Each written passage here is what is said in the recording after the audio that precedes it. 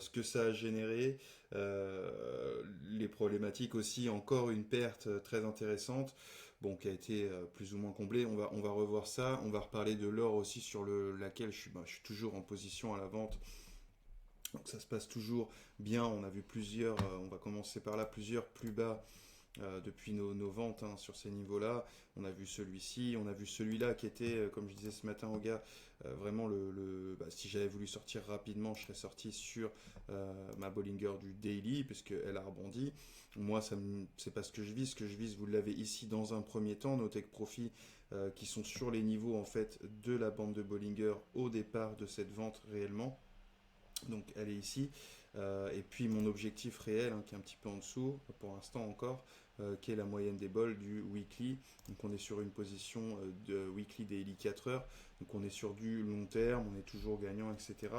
On passe par des moins-values aussi de temps en temps, mais enfin là ça a l'air de se taire. Ce qui va nous bloquer sur l'or aujourd'hui, c'est que mon daily est repassé acheteur, donc on est vraiment sur ces niveaux-là qui bloquent un petit peu. Je pense qu'ils vont encore bloquer aujourd'hui, ou alors c'est le grand dérapage et c'est là qu'on va vraiment courir chercher nos TP.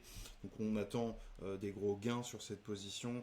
On a déjà vu 5-6 000 dollars de bénéfices. C'est pas ce qu'on cherche. Là on cherche plutôt les 10 000, 15 000. Donc ce sera sur ces niveaux-là et un petit peu après. Donc c'est pas encore fait, c'est une position que j'ai quand même depuis juin, hein, pour les dernières le 12 juin, pour le premier le 5 juin, 5, 6, 11, 12 juin, toutes mes positions.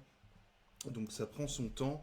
On savait que c'était de la vente justement à long terme et on y est. Hein, on voit bien en fait tout simplement cette cristallisation du daily. Hein.